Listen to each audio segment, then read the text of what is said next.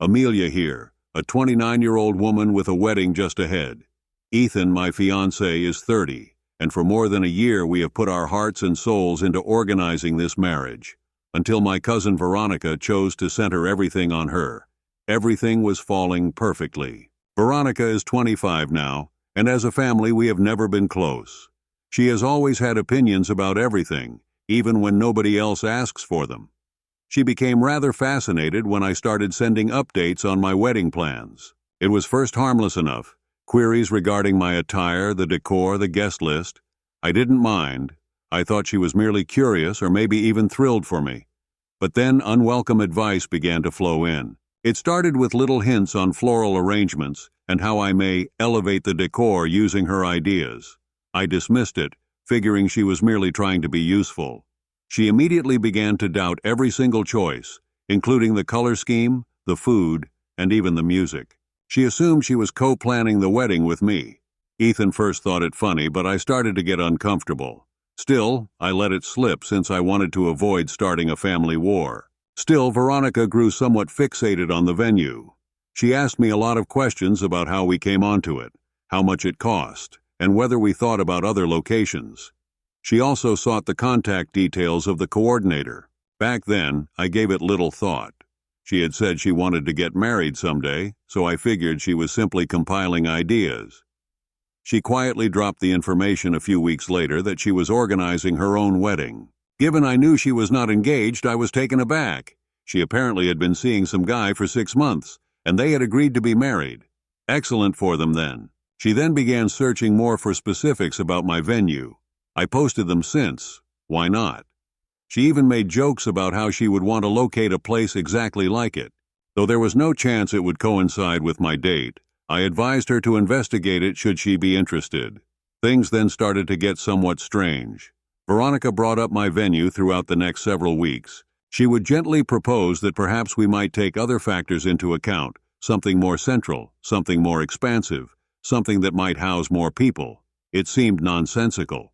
We were pleased with the decision we had previously taken. She only shrugged and shifted the conversation when I asked why she was so fixated on it. She dropped the bombshell about a month before my wedding. She was formally engaged and had selected the exact same venue for her wedding, scheduled to take place 2 months after mine. I staggered. She had to be deliberate as she knew I already had it booked. She waved it off as a coincidence when I challenged her, claiming she developed feelings for the location after I suggested it. She even dared to suggest I should feel flattered that she enjoyed my taste. I gave the venue my quick call. They told me my booking was safe and informed me their policy only permits 1 wedding day. Veronica was still resolute, though. She began to discuss her backup plan should her date conflict with mine. Everything seemed so weird overall. Sure enough, I overheard her chatting to her bridesmaids about how she was intending to obtain the location for a steal. She joked about how I wouldn't need it if I got cold feet or if something went wrong with my plans. That's when it dawned on me. She was actively trying to undermine my wedding, not just being overzealous. Ethan exploded when I told him everything. Although they were unhappy as well, my parents wanted to avoid causing family strife. Me too. I was not about to let Veronica off with this. I began recording everything, emails, talks with the venue, even brief quotes from her remarks overheard by others. As a backup, I also started looking at alternative locations should she somehow be able to pull off something. Veronica's pranks were not limited either. She began spreading tales within the family that I might call off, and that my wedding preparations were a shambles. She seemed to be seeking uncertainty so she can swoop in and take the venue for herself. Some relatives even began implying that perhaps I could change my date in order to create harmony. I stood strong. I wasn't about to let her pilfer this from me. Though this entire process had turned into a nightmare, I was resolved to attend my wedding as scheduled. To let her ruin this day, I had worked too hard. I understood I had to face Veronica squarely. I seized the chance to draw her away when she arrived for a family meal. I said everything out. How her actions didn't make sense, how she knew I had already secured the location, and how she seemed to be purposefully trying to subvert my plans. Of course, she responded astonished. Said it was all a misinterpretation. She said she never meant to offend me. She persisted, blatantly lying that she had been looking at the venue long before I booked it. But I wanted not to circle about arguments. She swore she wouldn't meddle with my wedding, and she was looking at alternative locations. I let it pass for the moment, thinking this would be the last of it. It wasn't. I got a note from the venue coordinator the next day. Out of nowhere, they wanted to verify some last details for my booking and questioned whether I knew someone else in my family had asked about my wedding date. Returning to them under the guise of a member of my planning team, Veronica had inquired whether she might change the booking. They turned down her request, the coordinator explained, but wanted to make sure I knew the circumstances. I explained to Ethan, who was enraged. To get out from under the hassle, he wanted to completely cancel the booking and choose another place. Still, I wasn't ready to let her triumph. Rather, I asked some pals to see how they saw the matter. Every single one of them advised me to hold ground. This was a deliberate attempt to take over my wedding, not simply a small misunderstanding anymore.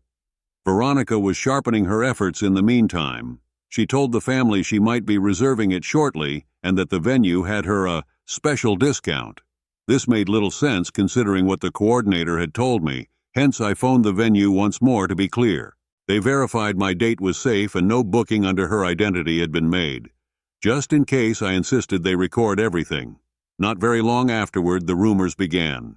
Family relatives started phoning to find out whether my wedding arrangements were in jeopardy. Apparently, Veronica was telling everyone I might cancel and that my planning was disorganized. Claiming it would make things easier for everyone, some relatives advised I change my date in order to promote family harmony. It enraged me. She had manufactured this whole story to discredit me. Enough was enough for me. I checked my contract with the venue over with a lawyer. The attorney told me that I was within my rights to retain my booking, and that Veronica's attempt to meddle may be viewed as a contract breach. Knowing I was legally covered gave me relief, but the emotional toll was beginning to wear on me. The ultimatum then arrived. Veronica gave me two choices when she personally contacted me: postpone my wedding date, or the family will never pardon me. She charged me with spoiling her special day and claimed I was being selfish. I said nothing. Rather, I recorded the interview and sent Ethan the specifics.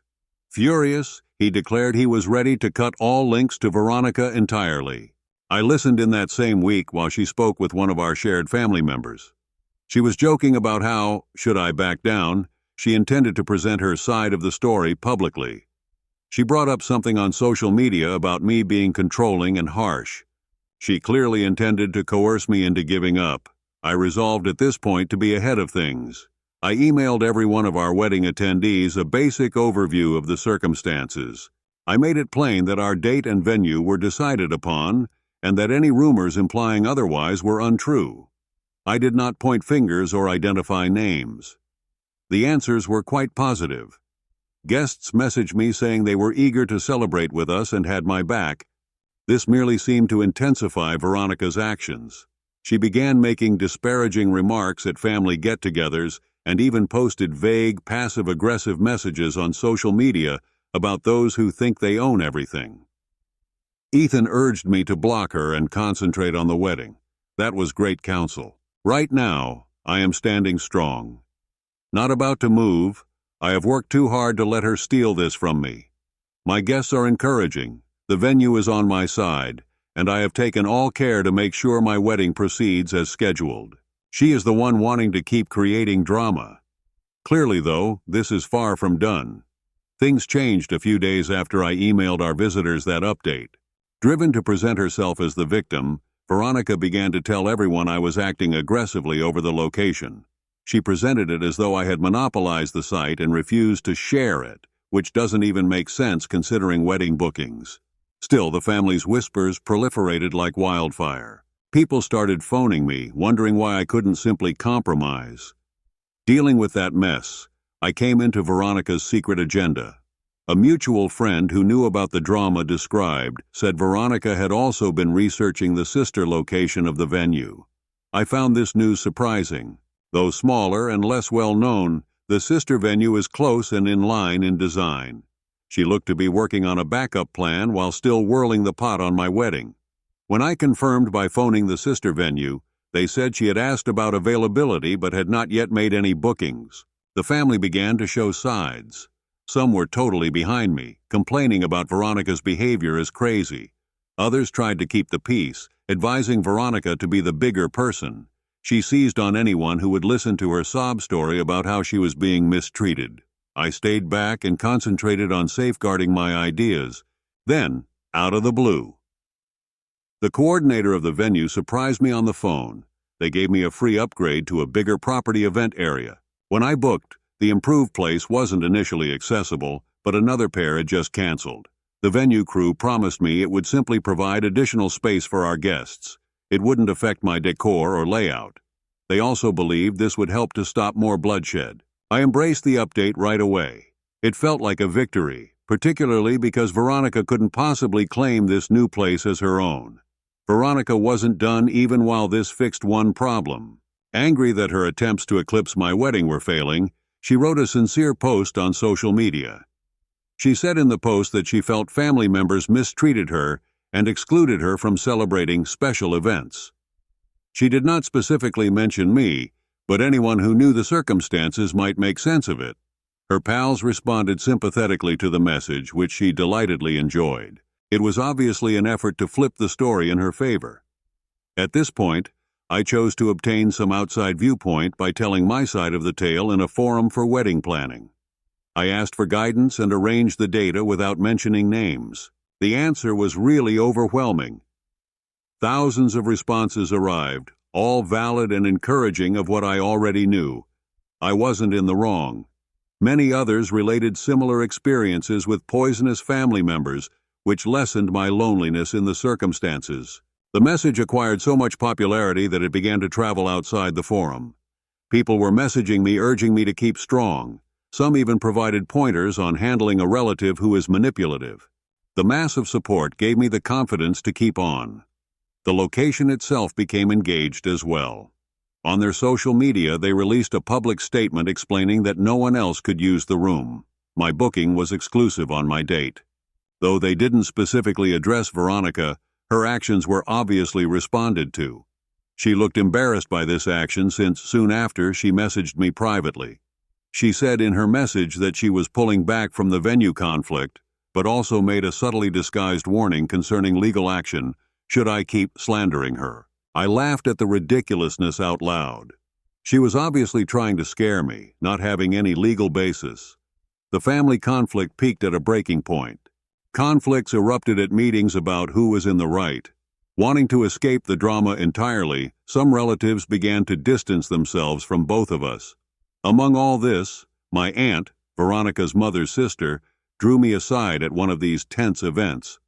Veronica had always been manipulative, she acknowledged, even from infancy. Knowing this wasn't a new pattern of conduct, she related a couple of tales about earlier events that helped me to relax. Eventually, Veronica began to feel the pressure. A few days following the public announcement of the venue, she discreetly withdrew her request to both the original venue and its sibling location. She merely dropped it. She made no major announcement or apologies. Based on what I've heard, she is currently looking for a different wedding venue frantically. Ethan has been my rock through all of this. Every step of the way, he stood by me to reassure me that by being firm, we are acting morally. This experience has made us stronger as a pair, and I am excited to wed him. Looking back, Veronica's dedication to staging drama over a wedding location is almost ridiculous. All the same, I'm looking forward to my big day and appreciative of the venue crew for their help. We worked over all the specifics, and I have no doubt today will be the ideal day. If one thing this catastrophe has taught me, it is how to gracefully and with a strong paper trail handle family issues. The wedding day arrived sooner than I had anticipated, but happily everything went without a hitch. The site was much more beautiful than I had envisioned, and the improved area gave the day an even more magical sense. From the cuisine to the flowers, every element we had considered over a year came together exactly. In front of our closest friends and relatives, Ethan and I exchanged vows. It felt as though all the anxiety and work had been well worth it. I looked about for any indications of trouble as the ceremony started, but Veronica wasn't there. I wasn't surprised since she didn't RSVP, yet her absence was clear. Though a few family members murmured about it, most were preoccupied with the party. I had a great release without her hovering over us. Many visitors came to show their support over the day. Some had heard portions of the drama and wanted to praise me for how I managed it. Others just gave us compliments on how lovely everything looked. Seeing that everyone came here for the proper reason, to celebrate our marriage, despite all the turmoil before this moment, warmed me. The reception presented one of the most unexpected events. A couple of family members who had earlier sided with Veronica grabbed me aside to apologize. They felt guilty about pushing me to compromise, since they knew at the time they didn't really understand the circumstances. It seemed real, and even though I wasn't carrying resentment, it was comforting to know they understood how unfair the whole process had been. Laughing, dancing, and a great lot of love permeated the rest of the night. There was no greater way to begin this next phase of my life. Ethan was beaming with delight, and we spent the evening surrounded by people really dear to us. I felt just appreciation for how things had gone when the last song played and the guests started to leave. A few months later, Veronica sent me an unexpected note. She reached out to say she regretted everything that had happened following months of quiet. She felt ashamed about how far she had gone and acknowledged she had allowed her feelings and fears to control her. She did not provide a complete justification for her actions, but the tone of her apologies indicated she was serious. I considered my response over some time. I chose to forgive her at first, but going ahead I imposed strict limits. Although I valued her getting in touch, I explained to her it would take time to rebuild trust, and I wasn't ready to resume a close connection. She seemed to grasp, so we stopped at that. I learned from the family grapevine in the next months that Veronica had discreetly called off her wedding preparations. Though the precise cause was unknown, it was obvious she had retreated from the limelight. Though I didn't probe, I couldn't help but wonder whether the stress surrounding my wedding had caused her to reevaluate her priorities. When I look back on everything, this experience has clearly helped me to mature. It showed me how to stand up for myself even in cases when it seemed as though the chances were stacked against me. I discovered the need of establishing limits and of not allowing the behavior of others to distort what matters to me. Above all, I emerged from it having a closer relationship with Ethan, who supported me through every turn. Online sharing of wedding pictures was the last garnish. From our vows to the dance floor antics of our guests, the images caught every happy event. I shared a selection of them along with a sincere thank you note to everyone who helped us throughout the organizing stage. Friends and relatives left comments on how lovely everything looked and how pleased we appeared, so the response was rather good.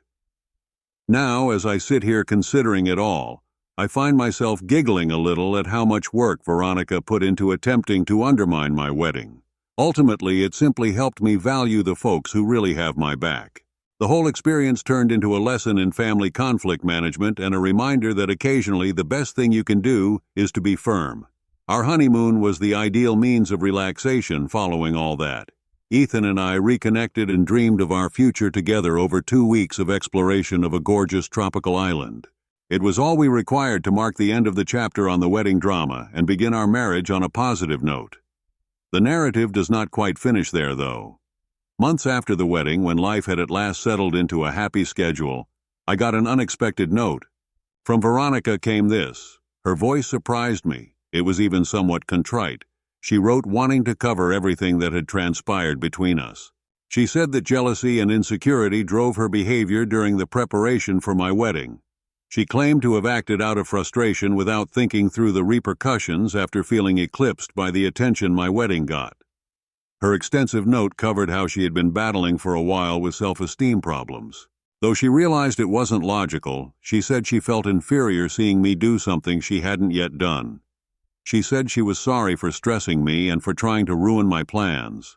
Admittedly, it was a sincere apology. I wasn't sure how I should reply. The apology was real on one hand, but on the other it felt as though it was too late. The harm was done. Restoring trust following all she had done would not be simple. Before answering, I made some time to consider how to move forward. A few days later, I answered and asked her to define what she intended to get out of her apologies. She said she wanted to own her acts, but she wasn't expecting forgiveness right away. Over text, we finally had a lengthy talk during which she acknowledged she had been avoiding the problem and not facing her own flaws. She said she was working on personal development and had begun treatment to help with her feelings of envy and inadequacy. She had never seen this other aspect of herself before. Although I was wary, I opted to let future reconciliation pass through the door open. I set strong limits about honoring my space and choices and made it plain that restoring any kind of relationship would take time and work. Her seeming understanding gave me some optimism that actual change could begin here. Reactions among my relatives were diverse when I shared the apologies. While some felt she should have reached out far earlier, before the wedding, others were encouraging and urged me to give her a chance. Though they were especially dubious, my parents insisted they would back any choice I chose. Though it was a difficult matter, I wanted to handle it carefully. We settled on meeting for coffee after some back and forth. She seemed obviously anxious since this was the first time we had seen each other since the family reunion. The talk was direct and honest. She again apologized and spoke candidly about how her behavior had reflected her own discontent.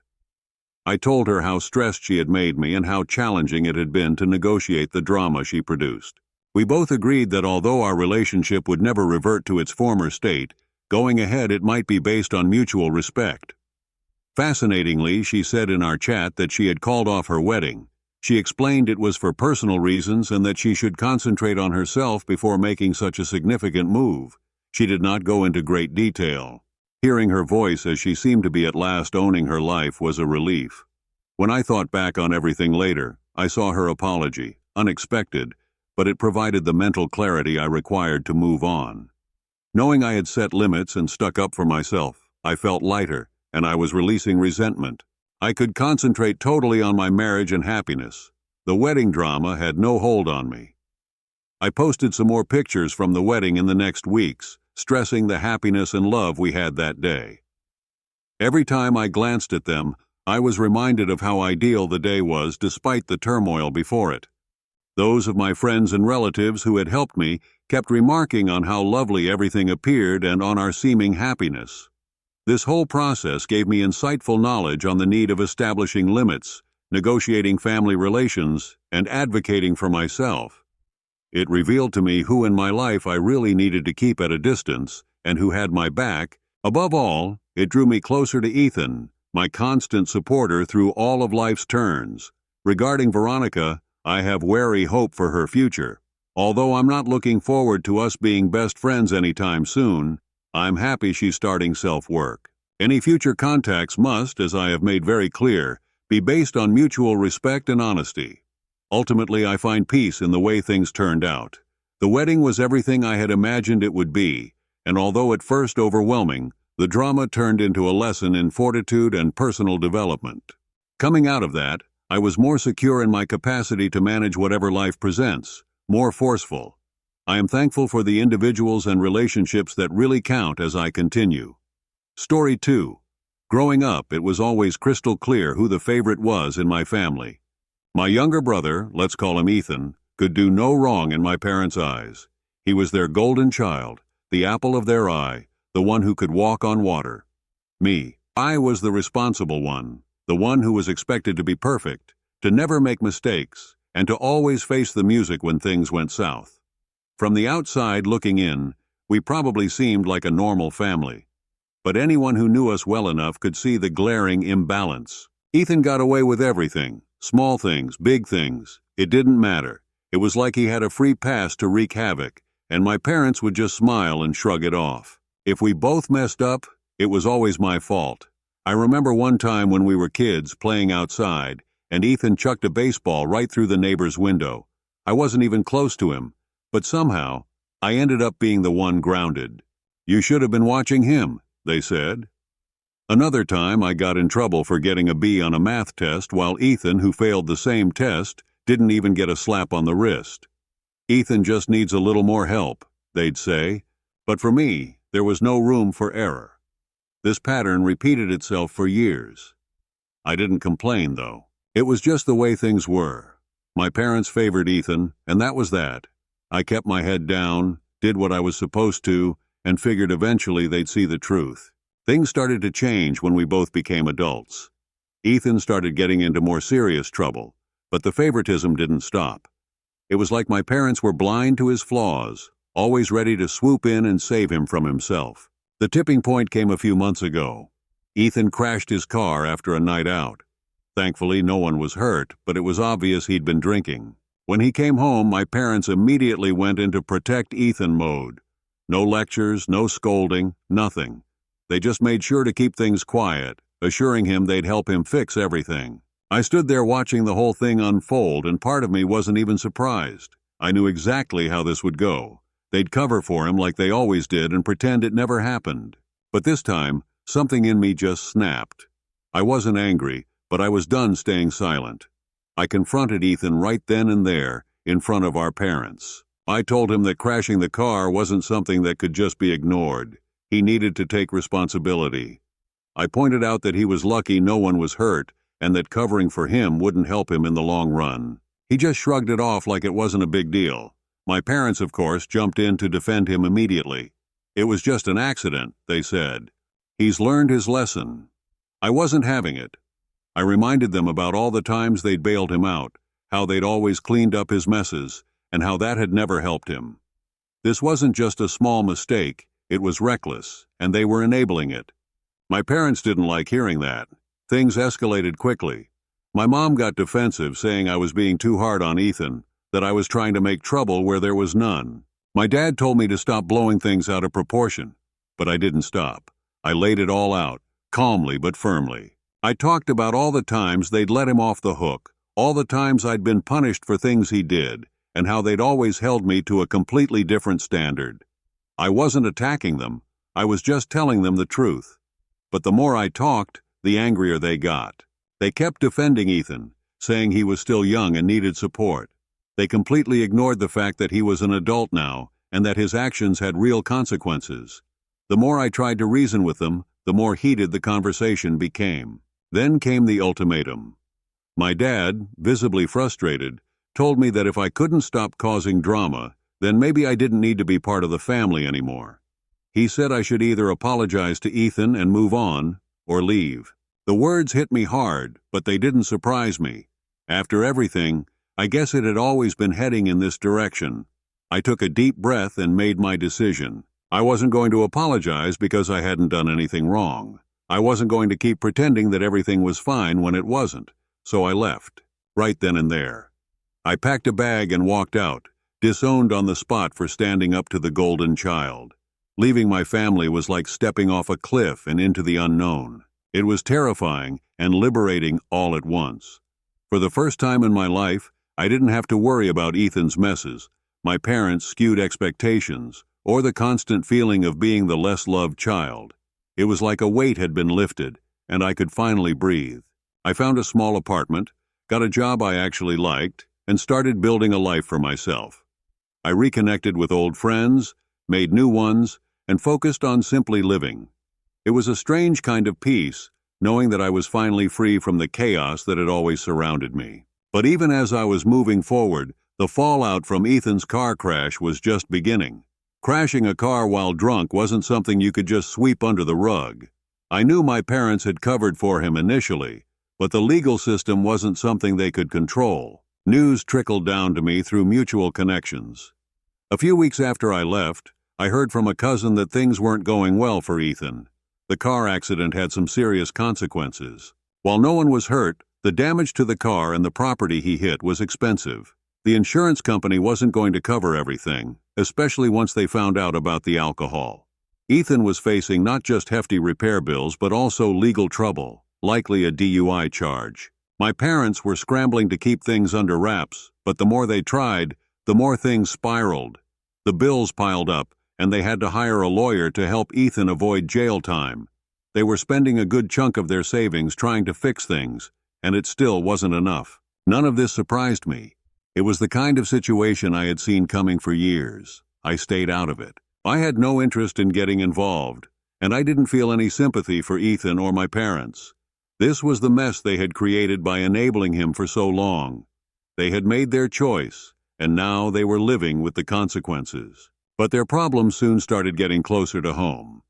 Ethan, unsurprisingly, wasn't taking responsibility for any of it. From what I heard, he wasn't showing any signs of learning from his mistakes. Instead, He seemed to expect everything to be taken care of for him, just like always. When things didn't go smoothly, he tried to find a way out. I got a message from an old friend asking if I could talk to Ethan. Apparently, he had been trying to reach out to me through social media, but I hadn't seen any of it since I'd blocked him. He wanted to clear the air and hoped I could help him out of this mess. I wasn't surprised. Ethan had always relied on me to fix things, even when we were kids. He probably thought I'd step in and make everything better, like I used to, but this time, I wasn't playing along. I told my friend to pass on the message that I wasn't interested in talking to Ethan or getting involved. Whatever trouble he was in, he would have to deal with it himself. I wasn't going to be his safety net anymore. As time went on, things only seemed to get worse for my family.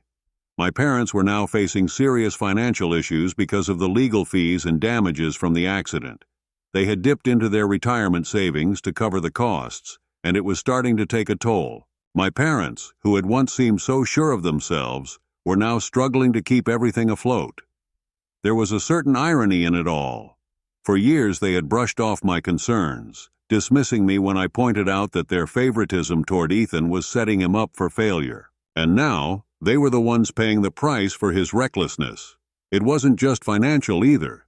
The stress was starting to affect them emotionally. They were arguing more, and the pressure was getting to them. It seemed like the perfect storm was finally catching up with them, and they were starting to realize just how deep they were in it. Ethan, on the other hand, wasn't helping the situation. Instead of taking responsibility, he was still acting like nothing was his fault. He'd been skipping court dates and avoiding any real consequences. This only made things worse for my parents, who were left to deal with the fallout. The more he avoided his problems, the more they had to step in, and it was dragging them down with him. The turning point came when I heard from another cousin that my parents might lose the house. Between the legal fees, the repairs, and the fact that Ethan still wasn't contributing anything financially, they were in danger of foreclosure. They had borrowed money from other family members, but that well had dried up. My cousin hinted that my parents were desperate and might try reaching out to me soon. I wasn't surprised, but I wasn't looking forward to it either. The thought of my parents asking for help after everything they had put me through wasn't something I wanted to deal with. They had made their bed, and now they were lying in it. I wasn't going to swoop in and save them from the mess they had created, but I couldn't help but feel that something bigger was on the horizon.